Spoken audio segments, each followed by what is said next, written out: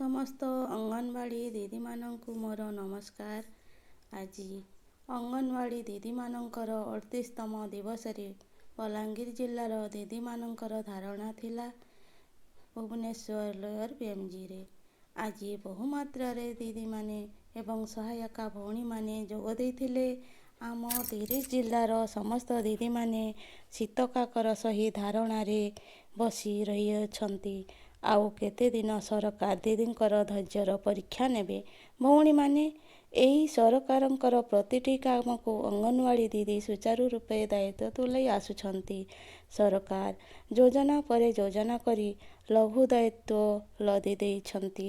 SHG ଗଠନ ଠାରୁ ପିଠାଖିଆ କାର୍ଯ୍ୟକ୍ରମ, ଜନ୍ମରୁ ମୃତ୍ୟୁ, କିଶୋରୀ କିଶୋରଙ୍କଠାରୁ ପ୍ରସୂତି ମା'ଙ୍କ ଯତ୍ନ, ଆଉ ଭତ୍ତା ବଣ୍ଟନ, ରାସନ କାର୍ଡ଼, ବିଏଲ୍ଓ, ଗାଁ କଲ୍ୟାଣ କାମ ଏମିତି ଅନେକ କାମ ଲଦି ଦେଉଛନ୍ତି। ଗୋଟିଏ ଗୋଟିଏ ଶସ୍ତା ମୋବାଇଲ ଦେଇ ପୋଷଣ ଏବଂ ମମତା, ଛତୁଆ, ରେଜିଷ୍ଟ୍ରେସନ ଇତ୍ୟାଦି କାମ ଅନଲାଇନରେ କରିବା ପାଇଁ ଦେଲେ। ହେଲେ ଏହା ବାବଦକୁ ମାସକୁ ରିଚାର୍ଜ ଖର୍ଚ୍ଚ ଦେଲେନି। କେତେ ଟଙ୍କା ଏମିତି ଖର୍ଚ୍ଚ ହେଲାଣି ସରକାର ଜାଣିପାରୁନାହାନ୍ତି। ବିଧାୟକମାନଙ୍କର ମୋବାଇଲ ରିଚାର୍ଜ ଖର୍ଚ୍ଚ ବାବଦକୁ 8,000 ଟଙ୍କା ଦେଉଛନ୍ତି। କିନ୍ତୁ ଭଉଣୀମାନେ, ଗୋଟିଏ ଅଙ୍ଗନବାଡ଼ି କର୍ମୀ 7,500 ଟଙ୍କାରେ ମାସ ତମାମ କେମିତି ପରିବାର ପୋଷୁଛି ତାଙ୍କୁ ଜଣାପଡ଼ୁନାହିଁ। ଆଉ କେତେଦିନ ସରକାର ଏମିତି ଅଙ୍ଗନବାଡ଼ି ଭଉଣୀମାନଙ୍କର ଧୈର୍ଯ୍ୟର ପରୀକ୍ଷା ନେବେ?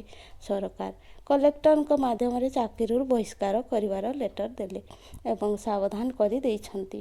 କିନ୍ତୁ ସରକାରଙ୍କର ନାଲି ଆଖକୁ ଆମ ଭଉଣୀମାନେ ନ ଡରି ଆନ୍ଦୋଳନ ଜାରି ରଖିଛନ୍ତି। ଏ ଆନ୍ଦୋଳନର ଅନ୍ତ କେବେ ହେବନି? ସରକାର ଶୀଘ୍ର ଦିଦିମାନଙ୍କର